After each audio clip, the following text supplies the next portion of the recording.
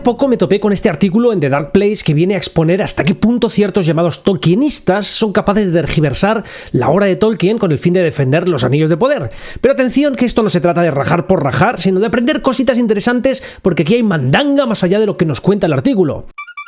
El titular. El llamado profesor de Tolkien Corey Olsen hace una afirmación absurda de que realmente no existe tal cosa como el canon de Tolkien en un intento por defender los anillos de poder. Dice el artículo.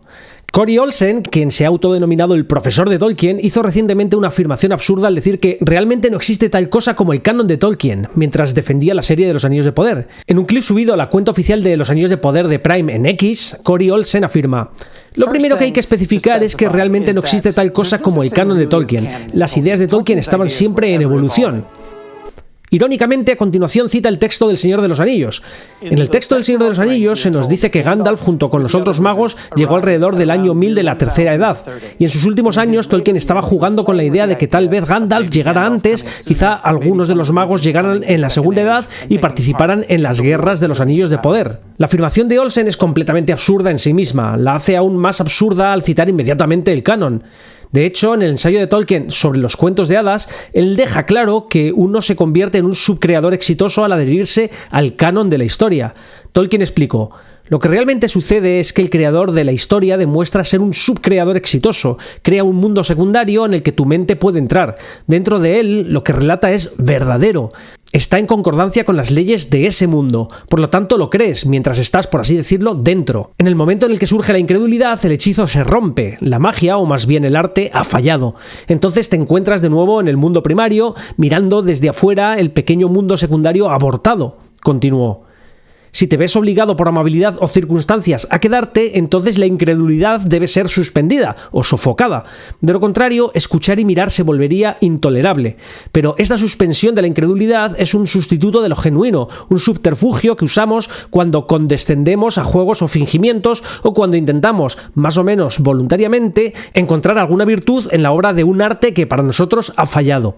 Además, Tolkien señaló específicamente que existe un canon en El Señor de los Anillos en una carta enviada a Forrest J. Ackerman, en la que comentó sobre un guión cinematográfico del Señor de los Anillos escrito por Morton Zimmerman. En la carta 210, Tolkien escribió: "Si Zimmerman u otros lo hacen, pueden sentirse irritados o molestos por el tono de muchas de mis críticas. Si es así, lo lamento, aunque no me sorprende. Pero les pediría que hagan un esfuerzo de imaginación suficiente para entender la irritación y en ocasiones el resentimiento de un autor que encuentra cada vez más a medida que avanza que su obra es tratada, al parecer, de manera descuidada en general, en algunos lugares temerariamente y sin signos evidentes de comprensión sobre de qué trata en realidad". Disculpad que interrumpa la lectura, pero escuchemos de nuevo estas palabras, esta vez con imágenes de cierta serie.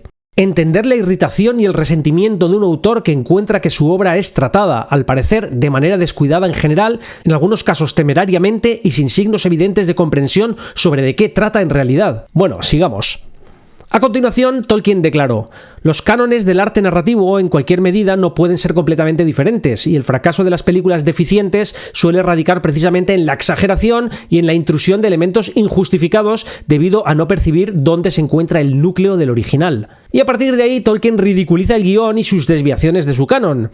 En un momento incluso señala: "¿Por qué demonios debería Zimmerman decir que los hobbits comían ridículamente largos bocadillos?". Ridículo, en efecto. No veo cómo se podría esperar que algún autor esté complacido con alteraciones tan tontas. Un hobbit estaba durmiendo, el otro fumando. Incluso criticó cómo se representaba la torre de Orthanc. La escalera en espiral que serpentea alrededor de la torre proviene de la fantasía de Zimmerman, no de mi relato. Prefiero este último. La torre medía 500 pies de altura. Había una escalera de 27 escalones que conducía a la gran puerta. Sobre ella había una ventana y un balcón. Interrumpo de nuevo porque esto último merece un comentario. Si para Tolkien era tan importante que la torre de Orthanc tuviese que ser representada, al menos con las características precisas que él había descrito, hasta el punto de criticar la representación que proponía Zimmerman en su guión, imaginad lo que habría pensado en general de los Anillos de Poder, del encuentro de Halbrand y Galadriel, del beso de Elrond, de la representación de los Pelosos y otros pueblos. Imaginaos un vídeo de reacción de Tolkien a esta escena. Dolor. Veo mucho dolor. Y termina el artículo. Claramente existe un canon de Tolkien. Este explicó en un ensayo por qué es importante mantenerse fiel al canon y refutó meticulosamente una adaptación cinematográfica del Señor de los Anillos por no ser fiel a su canon. Bueno, antes de ir con la hard mandanga que matizará este artículo, quería apuntar una idea.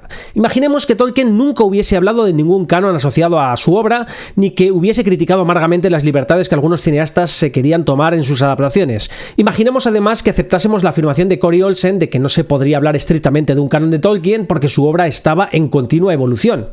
Pues incluso así me parece una soberana estupidez justificar las libertades de los Anillos de Poder, dado que todos sabemos lo que queremos decir con canon cuando apelamos a él. Os ilustro un ejemplo de Star Wars. En mi pasado vídeo aludí a la terrible decisión de resucitar a Palpatine en el episodio 9. En resumen, el personaje ya había tenido una muerte narrativa definitiva en el episodio 6 y su regreso, además de no estar justificado de ninguna forma en la narrativa, no se sabe cómo Palpatine ha vuelto. Abarataba el clímax dramático de la trilogía original. Pues bien, un tal Juanmi Cárdenas me dejó este comentario en aquel vídeo. No tienes razón, con respecto a Star Wars son una M las 3 últimas películas, pero el caso de que Palpatine sobreviviera está en el canon desde hace más de 15 años y bla bla bla bla bla bla. Ahí pasa a explicarme básicamente el mecanismo por el cual Palpatine logró regresar. A ver, Juanmi, permíteme. Ninguna franquicia sobrevive exclusivamente a base de quienes consumen materiales extendidos, libros o cómics recónditos. Del total de la audiencia de Star Wars, esta es una inmensa minoría. Por mucho que lleve la idea de la resurrección de Palpatine 15 años en el canon, su muerte en el episodio 6 ocurrió hace 41 años. Es decir, Palpatine estaba muerto y remuerto con una muerte clásica, arquetípica y definitiva durante 26 años. Así, a efectos de continuidad, el regreso de Palpatine es objetivamente disruptivo para la mayoría de la audiencia. ¿Nos lo creemos? ¡No puede ser! Y más aún si por toda explicación tenemos esto. Ciencias oscuras, clonación, secretos de los Sith. No quería meterme en camisa de 11 varas, pero mis vídeos son así. Nunca sé a dónde me van a llevar o a dónde os voy a llevar yo con ellos, pero siento la imperiosa necesidad de dar una muerte definitiva a mi impulso de volver sobre este ejemplo una y otra vez. Y sí, me jode sobremanera el regreso de Palpatine porque responde a la misma inoperancia narrativa que nos entregó a este Luke Skywalker o a esta muerte de Han Solo. Así que me vais a permitir este paréntesis y luego volvemos a Corey Olsen y al canon de Tolkien. En términos de arquetipos narrativos, Palpatine representa al villano definitivo, el cual encarna el caos, el control y la corrupción del poder. Su figura no solo es el gran antagonista de los héroes, sino que también funciona como un símbolo del mal que debe ser superado para restaurar el equilibrio en la galaxia. La muerte de Palpatine en el episodio 6 a manos de Darth Vader no solo marca la redención de Anakin Skywalker, sino que también cierra un ciclo narrativo esencial. En este sentido, Palpatine es el arquetipo del dragón, o la sombra, en términos junguianos. Un mal absoluto que debe ser destruido para que el héroe, en este caso Luke Skywalker, y en segundo plano Anakin, pueda completar su viaje de transformación. Cuando un arquetipo de este tipo es derrotado de manera simbólica, su resurrección puede desvirtuar el cierre y el sentido de conclusión que esa muerte había proporcionado. Es como si tras derrotar al dragón, el héroe encontrara que el dragón simplemente sigue volviendo, lo que hace que el sacrificio y el cierre emocional pierdan peso. Yéndonos brevemente a los Anillos de Poder, cuando Poppy hizo pop en el primer episodio de la segunda temporada, arruinó el cierre simbólico que representaba su despedida de Nori y el comienzo de rumbos diferentes. Narrativamente, el regreso de Poppy es así una versión de Temu del regreso de Palpatine. No por casualidad, los showrunners de los Anillos de Poder llegaron a Amazon tras una llamada de su mentor Abrams. Bueno, otro aspecto crucial es la profecía del elegido que recae sobre Anakin Skywalker, quien estaba destinado a traer el equilibrio a la fuerza. Al destruir a Palpatine, Anakin cumple su destino, eliminando al Sith más poderoso y rompiendo el ciclo de destrucción que los Sith habían impuesto a la galaxia. Al regresar Palpatine en el episodio 9, la importancia de la redención de Anakin y la conclusión de su arco en el episodio 6 se desvirtúan. La idea del sacrificio de Vader para salvar a Luke y destruir al emperador es fundamental para el cierre temático de la saga original, y esto es así porque en la mitología heroica, en la que indudablemente se apoya Star Wars, el sacrificio es un elemento crucial, y es que narrativamente las sagas como Star Wars funcionan con estructuras cíclicas y temáticas. La derrota de Palpatine en la trilogía original no solo es una victoria de los héroes, sino el final de un ciclo de maldad que comenzó con la caída de la República y la ascensión del Imperio. La caída del emperador y la redención de Vader representan el cierre de este ciclo. Así, traer de vuelta a Palpatine en el ascenso de Skywalker abre un nuevo ciclo de conflicto de manera abrupta y sin una base narrativa sólida. Se introduce una amenaza que ya había sido resuelta, lo cual rompe con el sentido de finalización que debía tener la saga. En lugar de cerrar el arco de una manera coherente con la estructura heroica clásica, con el héroe superando el mal y restaurando el orden, reintroducir a Palpatine genera una sensación de repetición y de falta de evolución. Si nos remitimos a las trilogías anteriores, veremos que en ellas se construyen cuidadosamente los conflictos y las amenazas, mientras que el regreso de Palpatine en el episodio 9 surge prácticamente de la nada, sin apenas pistas previas que lo justifiquen de manera convincente. Esto genera una desconexión en la narrativa global de la saga, lo que disminuye el impacto dramático de su reaparición. Bien, pues habiéndome desahogado, la idea era que todos entendemos lo que queremos decir con canon cuando nos referimos a una saga de películas. Apelar al canon o a la ausencia de este para justificar libertades creativas es peliagudo cuando hablamos de grandes franquicias con bases de fans muy asentadas.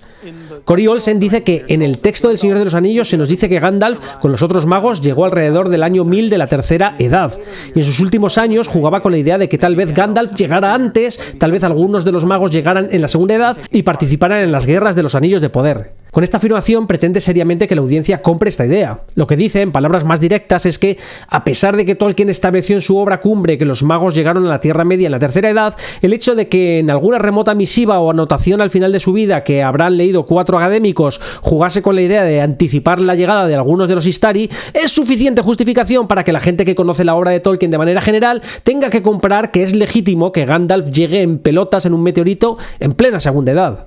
Vale, pongamos que no hay canon, pero para la inmensa mayoría de los fans de Tolkien, la llegada de los Istari alrededor del año 1000 de la Tercera Edad es canon.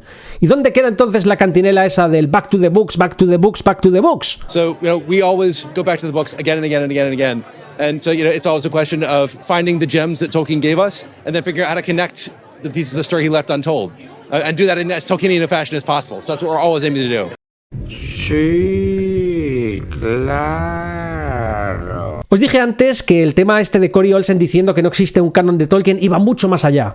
En Reddit encuentro una interesante discusión sobre sus palabras, de la que destacaré la afirmación perfectamente corroborable de que la idea de un canon de Tolkien ha sido usada no solo por fans, sino también por académicos de forma amplia. En Wikipedia, por ejemplo, leemos que el término ha sido utilizado por revisores, editores, eruditos, autores y críticos como John Garth, Tom Shippey, Jane Chance y otros para describir los escritos publicados de J.R.R. Tolkien sobre la Tierra Media en su conjunto.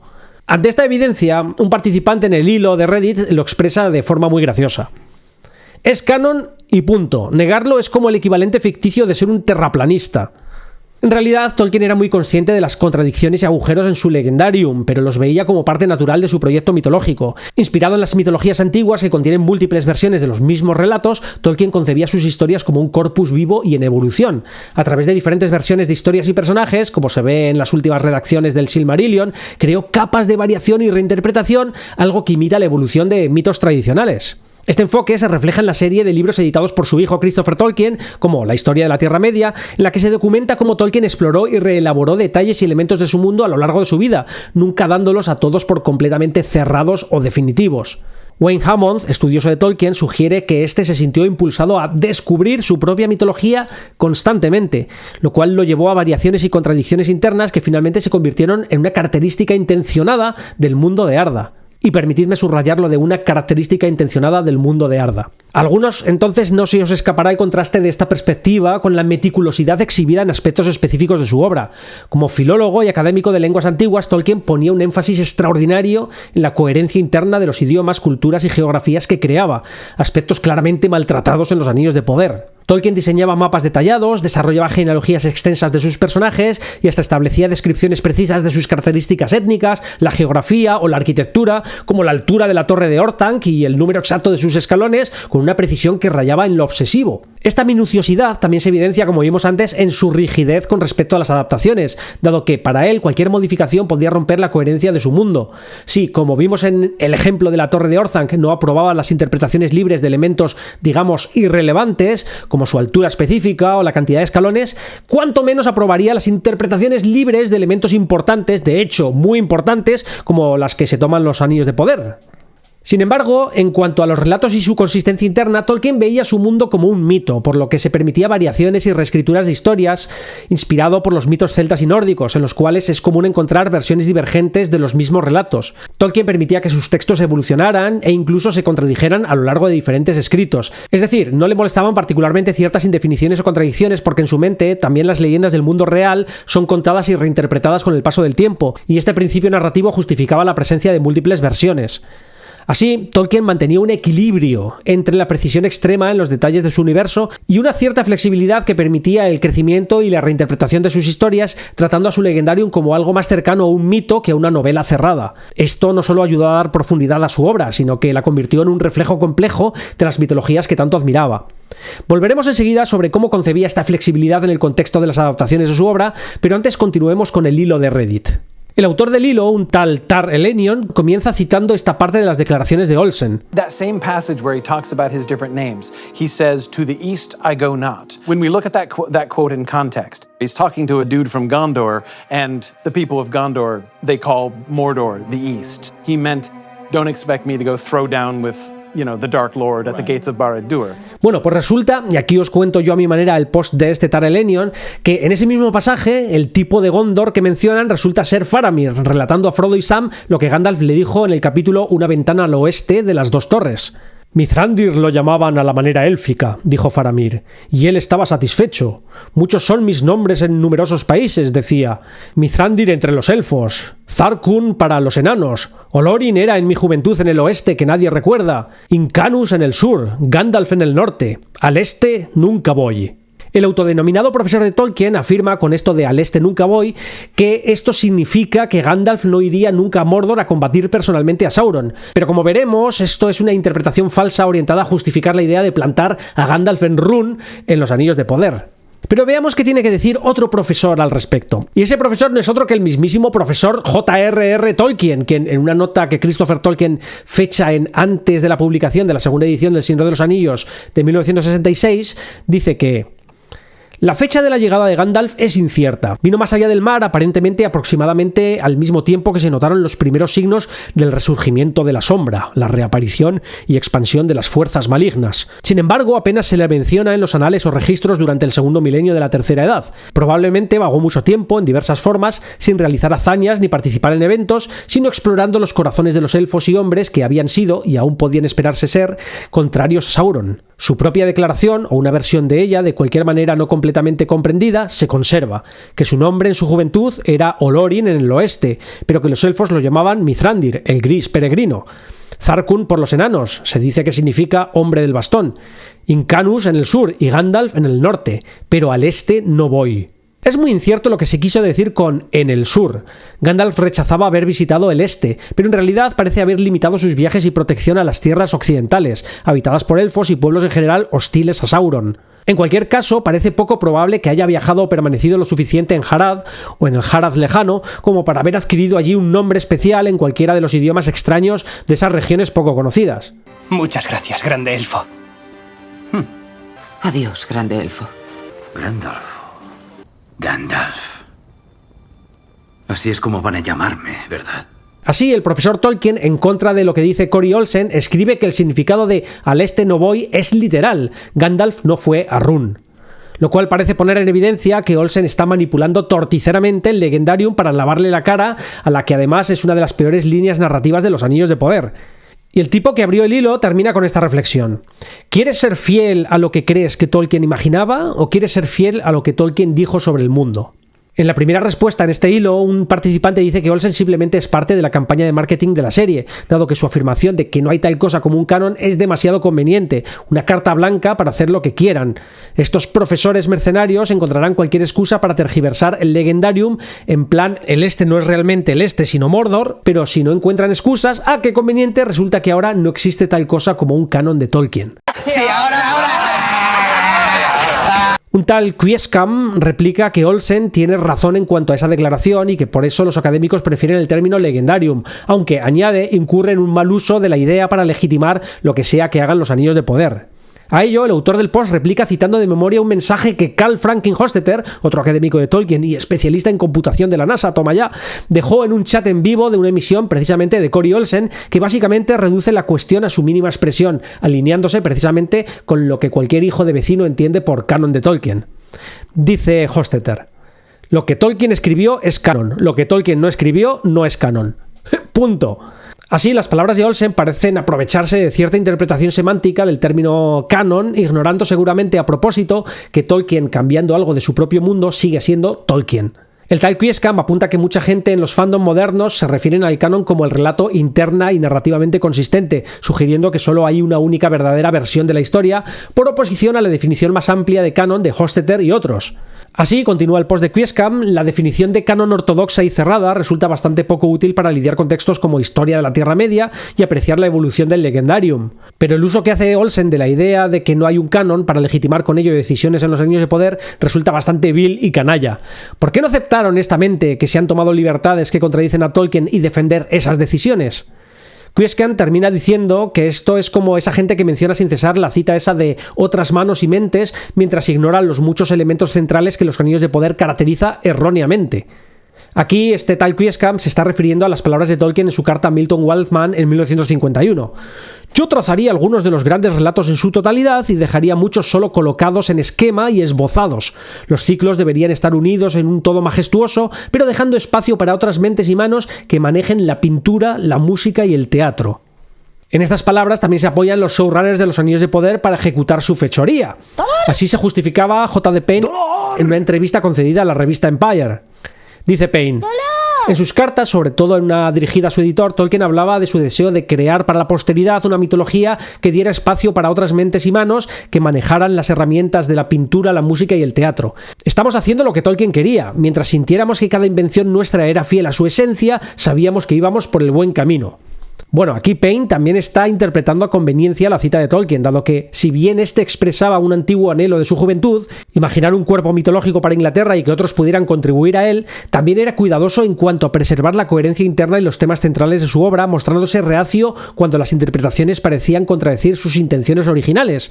En este sentido, Tolkien era muy protector del tono y del fondo ético y mitológico de su universo, algo que esperaba se respetara aún en adaptaciones. Pero según Payne, él y su colega McKay están, y cito literalmente, haciendo lo que Tolkien quería. ¿Os acordáis de cómo se puso el profesor cuando leyó el guión para la adaptación cinematográfica del Señor de los Anillos de Morton Zimmerman? Porque a la luz de sus palabras a Milton Waldman y de sus opiniones acerca de las adaptaciones de la obra, parece que queda cristalino que las libertades que se tomaron los showrunners de los Anillos de Poder están mucho más allá de lo que Tolkien habría encontrado mínimamente razonable. Porque podemos estar de acuerdo que en la Segunda Edad hay muchos agujeros, pero también información muy específica. Y una buena adaptación buscaría rellenar o crear en base a esos agujeros respetando la información específica. Pero los Anillos de Poder transforma y corrompe la información específica para rellenar esos agujeros, creando a su vez muchos otros agujeros, de forma que difícilmente la propuesta de Amazon pueda contribuir al todo majestuoso que Tolkien imaginaba para las aportaciones a su obra. La irrupción de personajes apócrifos entrometiéndose en los grandes relatos que Tolkien trazó en su totalidad y la omisión de personajes canónicos fundamentales en dichos relatos no es, creemos, en nuestra humilde opinión, la forma en la que Tolkien imaginaba las contribuciones a su obra. Porrero, si es que, insisto, el viejo no podía concebir una escalera en espiral en la torre de Orthanc, sino que tenía que tener 27 escalones y conducir a la gran puerta sobre la que debía haber una ventana y un balcón. Es decir, que a pesar de lo que Tolkien hubiese dicho sobre otras mentes y otras manos, parece bastante claro que una buena adaptación debía ceñirse a lo que él efectivamente había escrito y descrito. ¿Que su propia obra es en ocasiones contradictoria? Tan fácil como elegir una versión e ir a por todas con ello en tu adaptación. Contribuir a su mitología parece pues más una invitación a expandir que a reinterpretar o cambiar cosas, una invitación a rellenar huecos respetando el recuento de los grandes relatos o a elaborar más allá de ellos, pero siempre de forma que estos no deban modificarse o reinterpretarse para acomodar una nueva visión. A mí no me cabe duda de que McKay y Payne caen de lleno en la categoría de adaptadores a los que se refería Tolkien en su carta 210 que referíamos antes. Pero les pediría que hagan un esfuerzo de imaginación suficiente para entender la irritación y en ocasiones el resentimiento de un autor que encuentra cada vez más a medida que avanza que su obra es tratada al parecer de manera descuidada en general, en algunos lugares temerariamente y sin signos evidentes de comprensión sobre de qué trata en realidad. Para poco después ejemplificar este descuido con la referencia a la escena del guión de Zimmerman del Señor de los Anillos en la que Theoden, Éomer y sus hombres, al llegar a Isengard, se encuentran a Merry y a Pippin comiendo absurdamente unos largos bocadillos en vez de estar el uno fumando y el otro durmiendo. Y luego está la cuestión de a qué se refería exactamente Tolkien con lo de dejar espacio para otras mentes y manos que manejen la pintura, la música y el teatro. El autor del hilo de Reddit apunta al respecto que Cal Hostetter, el académico que también trabaja en la NASA, dijo de esta cita que Tolkien mencionó pintura, música y teatro, y no poner plumas sobre papel y escribir nuevas historias, lo que parece bastante consistente con sus objeciones a las libertades en las adaptaciones. Además, cuando menciona que los ciclos deberían estar unidos en un todo majestuoso, Tolkien se refiere indudablemente a su deseo de cohesión mitológica, donde cada historia o ciclo individual sea parte de un universo conectado y profundo.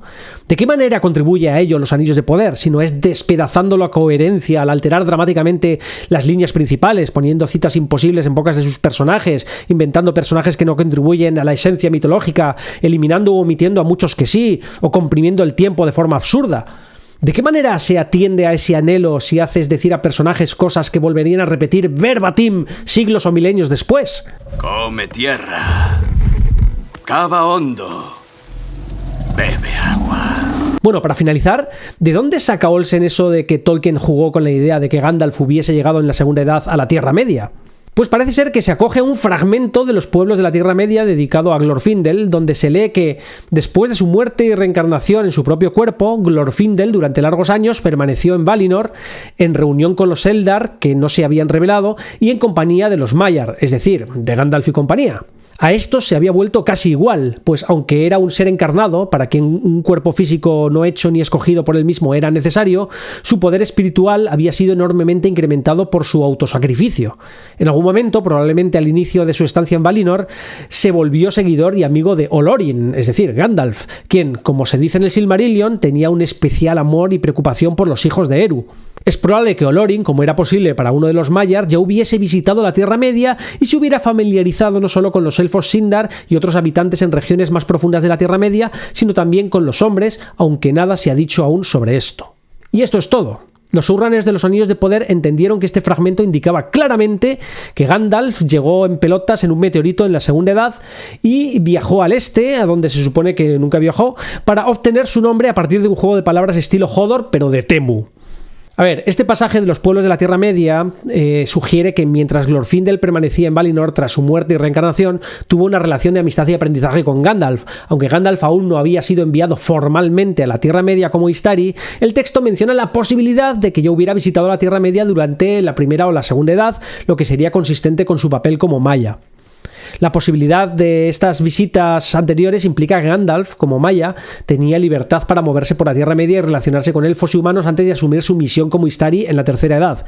Sin embargo, este fragmento no sugiere en absoluto que hubiera intervenido activamente en la lucha contra Sauron o en otros eventos importantes, sino que pudo haber tenido contacto informal con los habitantes de la Tierra Media, lo cual se alinea con la naturaleza observadora y de guía que luego caracterizó su rol. Aun con todo, esta posibilidad no parece alinearse con lo que la serie nos cuenta de Gandalf, donde parece que el Maia llega ya en la Segunda Edad no para tener un contacto informal con los habitantes de la Tierra Media, sino con un propósito, con una misión bien definida que le es revelada por Tom Bombadil, porque patatas, ya que él mismo la ignora o no la recuerda. ¿Es mi cometido enfrentarme a Sauron? Tu cometido es enfrentarte a los dos. A ver, el problema es que enviar a los Istari en esta época a la Tierra Media, antes de la Forja de los Anillos, altera profundamente el sentido de su misión y el desarrollo de los eventos en la historia de Tolkien. La misión de los Istari, según Tolkien, era asistir en la resistencia contra el poder creciente de Sauron durante la Tercera Edad, después de que éste regresara al poder. Enviar a Gandalf y otros magos antes de la Forja del Anillo Único pues tiene varios efectos indeseables. 1. Supone una interferencia en la lucha de las razas libres. Los Istari no debían involucrarse directamente en los conflictos armados ni influir de manera dominante. Su llegada en la Tercera Edad respondía a un momento en el que los pueblos de la Tierra Media estaban agotados y necesitaban orientación moral, no fuerza militar. Llegar antes de la creación de los anillos podría implicar una intervención directa que Tolkien evitó intencionalmente, manteniendo a los Istari como guías, no guerreros o figuras de poder absoluto. Toda la línea de Gandalf en la segunda temporada de Los Anillos de Poder atenta contra este principio al presentarnos a un Gandalf que busca desarrollar poderes para enfrentarse a villanos como en un cómic de superhéroes. 2. Esto generaría también incoherencia en la naturaleza de los anillos y del anillo único en particular. En el Legendarium de Tolkien, Sauron forja los anillos de poder para controlar a los líderes de las razas libres y asegurar su dominio, lo que en última instancia desencadena la creación de alianzas para detenerlo. La misión de los Istari se relaciona específicamente con los efectos corruptores de este poder sobre los pueblos libres y el propio Sauron.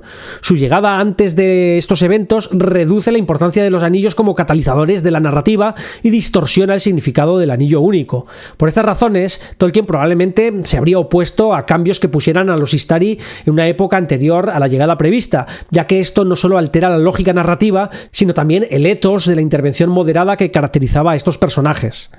Fijaos que, como mucho, la cita que probablemente usa Olsen para justificar la posibilidad de que Gandalf hubiese llegado en la Segunda Edad se refiere a la idea de que los Istari podrían haber visitado la Tierra Media medio ociosamente antes de recibir la misión formal de ayudar a los pueblos de la Tierra Media durante el aumento del dominio de Sauron. La situación de los pueblos libres era mucho más desesperada en la Tercera Edad que en la Segunda Edad. Los elfos en la Tierra Media eran mucho más fuertes bajo el liderazgo de Gil-galad de lo que fueron durante la Tercera Edad. Númenor estaba fuera del alcance de Sauron y cuando empezaron a desplegar su poder, los Dúnedain superaron completamente a Sauron. Al inicio, en efecto, Sauron invadió Eregion y continuó avanzando hacia Eriador. Los elfos estaban siendo empujados hacia atrás, pero lucharon ferozmente. Sauron aún no disponía de los abrumadores efectivos que poseía en la Tercera Edad, todo se ha dicho. Cuando llegaron así las fuerzas de Númenor para ayudar a Gil-galad, Sauron fue repelido. Más adelante, en la Segunda Edad, Ar-Pharazôn el Dorado, el último rey de Númenor, decide reunir una flota y desafiar a Sauron por el dominio de la Tierra Media. La respuesta de Sauron: rendición incondicional. Así, los Valar veían desde su nube que los pueblos de Arda se apañaban bastante bien y que la ayuda no era tan desesperadamente necesaria. No había ninguna razón en absoluto para ponerse demasiado intervencionistas, pero cuando fue al final necesario, en la Tercera Edad, enviaron a unos viejales en cuerpos humanos con la consigna de no ejercer un poder directo. Además, el cometido de Gandalf nunca fue este. ¿Es mi cometido enfrentarme a Sauron? Tu cometido es enfrentarte a los dos. Sino que su misión como Istari era guiar, inspirar y aconsejar a los pueblos libres de la Tierra Media, ayudándolos a unirse y a encontrar la fortaleza para resistir y luchar por sí mismos contra el poder de Sauron. Tolkien escribe que Gandalf debía fomentar la resistencia espiritual y moral entre los pueblos, dejando que ellos tomaran la iniciativa en la lucha, alineándose así con la idea de que, a pesar del gran plan, las criaturas de Arda debían labrar sus propios destinos. Ni siquiera esto lo entendieron los showrunners de los Anillos de Poder, y me pregunto si lo entiende Corey Olsen. Si esto no es un cargarse la esencia de uno de los personajes más emblemáticos del Legendarium, pues que venga Olsen y me lo explique. Como veis, el círculo se cierra. Cargarse la esencia de personajes emblemáticos de una gran franquicia parece ser el modus operandi de la escuela de Abrams, y esta corrupción afecta al nivel narrativo más profundo. De la misma forma que había una razón narrativa específica por la que Palpatine debía morir definitivamente a manos de Anakin, también había una razón narrativa poderosísima por la que Gandalf debía llegar con su misión en la Tercera Edad, y no antes, y pasar estas razones por alto y contar otra cosa es peor que no haber entendido nada. Es un ejercicio de destrucción. Una destrucción como aquella a la que estaba llevando a la Tierra Media el personaje que llevaba una máscara brutal como esta que te ofrece la friquilería. Limitada solo a 7000 unidades, esta espectacular pieza de coleccionismo producida por Pure Arts consiste en una réplica a escala real del casco de Sauron tal y como aparece en El Señor de los Anillos de Peter Jackson. Fabricado en poliresina de alta calidad, la superficie está tallada con gran detalle e imita un acabado de acero desgastado ennegrecido como se ve en la película. El casco viene con una base para exhibirlo que consiste en una fantástica reproducción a escala de la torre de Barad-dûr con el ojo de Sauron en la cima y todo, con LEDs incorporados para que la lava y el ojo resplandezcan como fuego y la flipes. ¿Te mola? Pues accede ya a mi tienda en la friquilería con el link que te dejo en la descripción de este vídeo, porque esta edición es limitada y se me los llevan de las manos. Bueno, pues échame ese like si te ha gustado el vídeo de hoy y no te olvides de suscribirte y activar notificaciones para recibir puntualmente tu dosis de la mandanga que tengo para ti. Como siempre, un agradecimiento especial a los Paint Lovers, los miembros de mi canal, porque sois la razón de que esto siga siendo sostenible. ¿Quieres acceder a preestrenos y contenidos exclusivos? Únete por menos de lo que te cuesta una birra al mes. Venga, hasta pronto, chao.